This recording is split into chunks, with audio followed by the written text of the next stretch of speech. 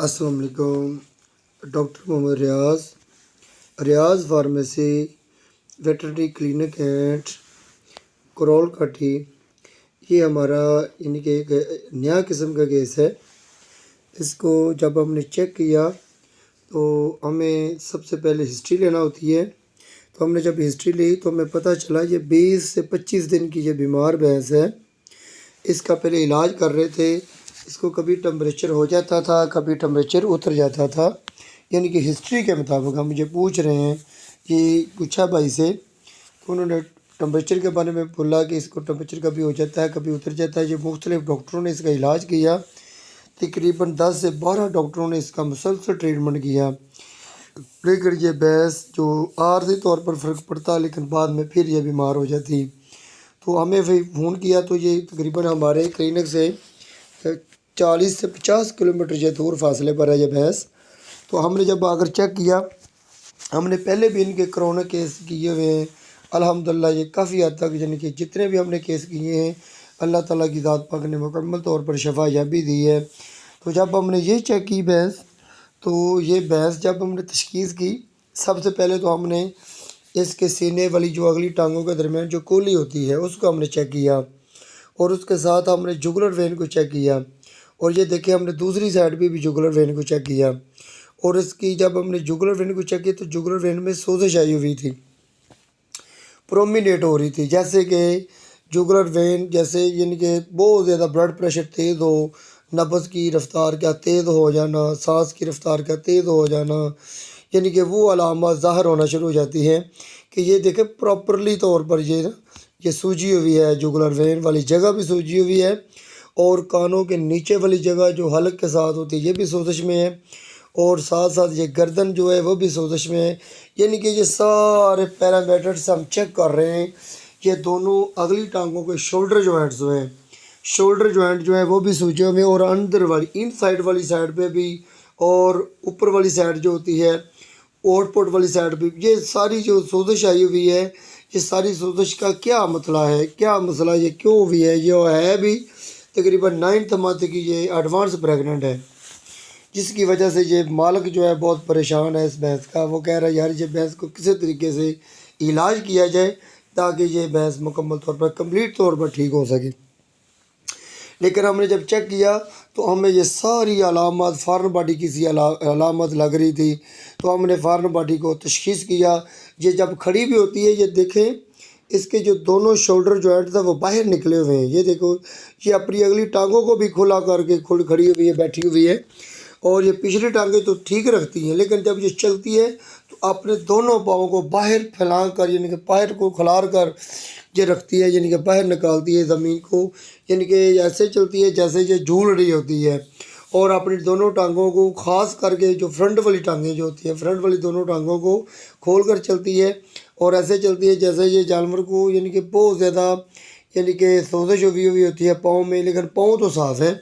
کیونکہ اس کے shoulder joint میں سوزش آئی ہوئی ہے، اس کے سینے میں سوزش آئی ہوئی ہے، اور اس کے جو پھر والے حصے ہیں، جو شولڈر والے حصے ہیں وہ سوجے ہوئے ہیں، اور جب ہم ہاتھ رکھتے ہیں تو اس کو درد محسوس ہوتا ہے، تو چلنے سے یہ درد ہوتی ہے، تو اس لیے یہ اپنی ٹانگوں کو کھول کر چلتی ہے۔ اور اس کے ساتھ سب سے جو اہم علامات ہے وہ کولی میں پانی کا بھر جانا، اور وہ کولی کا پانی جو ہوتا ہے وہ اکثر لیور فلو میں بھی آ جاتا ہے نا، لیور فلو کا اور فارن باڈی کا جو پانی ہوتا ہے اس کی تشخیص اور ڈائگنوز کرنا سب سے اہم مسئلہ ہوتا ہے۔ اگر جانور کے یعنی کہ لیور فلو کا مسئلہ ہو تو جیسے مشک، پانی والی مشک ہوتی ہے، جو ربڑ کا جو مسئلہ بھی ہوتا ہے، جو پانی والا جو ہوتا ہے جس کو ہم پنجابی میں بھوکا کہتے ہیں، کنواں وغیرہ میں جو پہلے چلتا تھا، اس میں پانی بھرا ہوا ہو آدھا یعنی کہ بھوکا ہو، یا وہ تھیلی سی بنی ہوتی ہے ربڑ کی،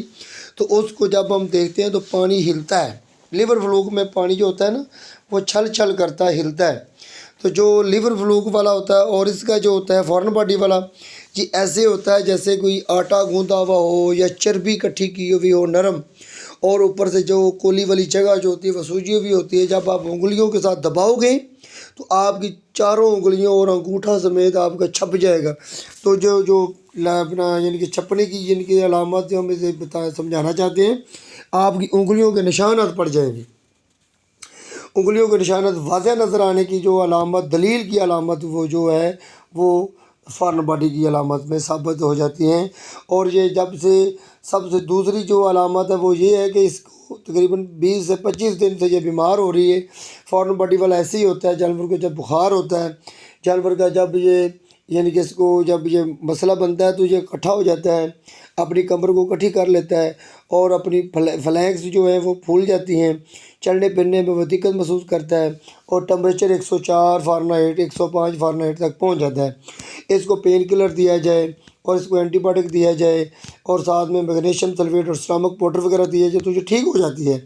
लेकिन ये आर्जी तौर पर ठीक होगी 5 से 7 दिन के बाद या 3 दिन के बाद। जैसे जैसे ये टाइम ज़्यादा गुजरता जाएगा वैसे वैसे ये इसकी जो अलामात हैं जो बुखार वाली, यानी कि पहले तो 15 से 20 दिन तक यानी कि ये भैंस का निकाल देती है, बाद में ये रुकती है तो 8 से 7 दिन तक आ जाएगी, फिर रुकती है तो 3 से 4 दिन तक आ जाएगी, फिर रुकती है, आप टीके लगाते जाओगे, फिर आ जाएगी 2 दिन के बाद, फिर आ जाएगी 1 दिन के बाद। आज इंजेक्शन लगाए तो फिर ठीक होगी, फिर इंजेक्शन लगाओगे अगले दिन रुक जाएगी, फिर एक वक्त ऐसा आ जाएगा कि आपकी मेडिसिन लगाने के बावजूद भी इस भैंस को फ़र्क नहीं पड़ेगा। वो क्यों नहीं फ़र्क पड़ेगा? क्योंकि फॉरेन बॉडी लोहे की चीज़ अंदर पेट के अंदर चली जाना, किल सुई का चला जाना, जिस ज़्यादातर टुकड़ों वगैरह की वजह से होता है। जो लोग रोटियाँ डालते हैं, रोटियों वगैरह में अक्सर ये केल सुई और पतरी का या शापर वगैरह का या प्लास्टिक बैग वगैरह या प्लास्टिक के जो पीसेस वगैरह होते हैं वो अक्सर हमने रोटियों में ही ज़्यादातर देखे हैं। जो लोग रोटियां वगैरह डालते हैं उसमें ही ये अलामत ज़ाहिर होती हैं। दूसरा, हमने इसके इनके र्यूमेटोमी के केसेस भी काफ़ी हद तक किए हैं, तकरीबन को 150 केसेस हमने किया है, जिससे ये हमें यानी कि इसी तरह ही की अलामत नज़र आई हैं। हमने अंदर से शापर वगैरह, कपड़े की शर्टें वगैरह, हमने मोटर के पाइप वगैरह भी निकाले हैं, हत्ता के प्लास की मुट्ठों की जो ऊपर वाली जो प्लास्टिक और साथ वाला जो लोहे का हिस्सा होता है वो भी हमने स्टमक में निकाले हैं। ये क्या होता है? ये जानवर लालच में जब जानवर खा रहा होता है तो जब ये लोग टुक्कर वगैरह डालते हैं या वंडा डालते हैं, पट्ठों के ऊपर चारे के ऊपर से डालते हैं, तूड़ी वगैरह के ऊपर डालते हैं, तो जानवर भूखे हुए होते हैं। जब ये आकर अपने चारे वगैरह में खाते हैं ऊपर से, तो जानवर को बहुत ज़्यादा तेज़ी से जब जानवर को यानी कि अपने मुंह के ज़रिए खुराक को पकड़ता है